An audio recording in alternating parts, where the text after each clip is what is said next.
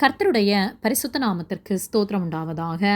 கர்த்தராகிய இயேசு கிறிஸ்துவின் நாமத்தில் உங்களுக்கு கிருபையும் சமாதானமும் உண்டாவதாக. இந்த நாளுக்குரிய தியானத்திற்கான தேவ வார்த்தை ரோமர் அதிகாரம் 1 வசனம் 17.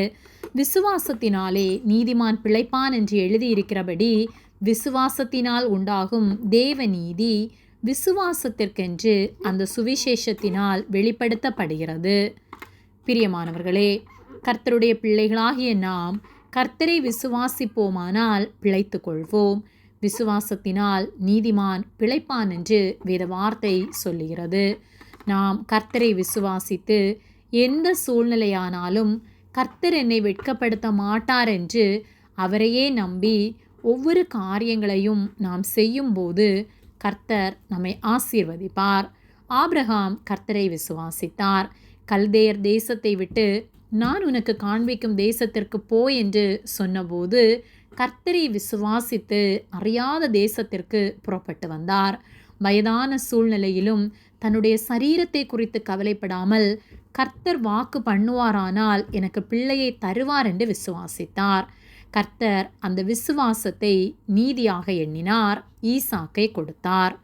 பின்பு ஈசாக்கை பலியிடும்படியாக கர்த்தர் சொன்னபோது அப்பொழுதும் மாறுதரம் பேசாமல் கர்த்தருக்கு கீழ்ப்படிந்து விசுவாசத்தினாலே பலியிடும்படியாக ஈசாக்கை கொண்டு போனார்.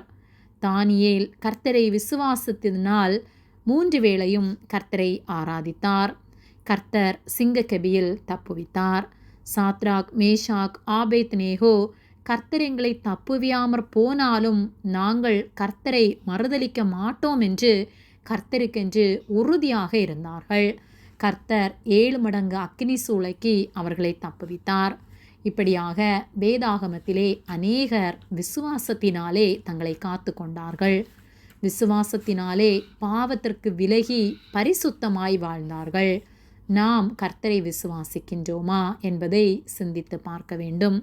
இக்கட்டான சூழ்நிலைகள் வரும்போது இனியும் நான் கர்த்தருக்கு காத்திருப்பது விருதா என்று சொல்லி உலகத்தை நாடி ஓடுகின்றோமா, அல்லது கர்த்தர் என்னை கைவிட மாட்டார் என்று அவரையே நம்பி காத்திருக்கின்றோமா என்பதை சிந்தித்து பார்ப்போம்.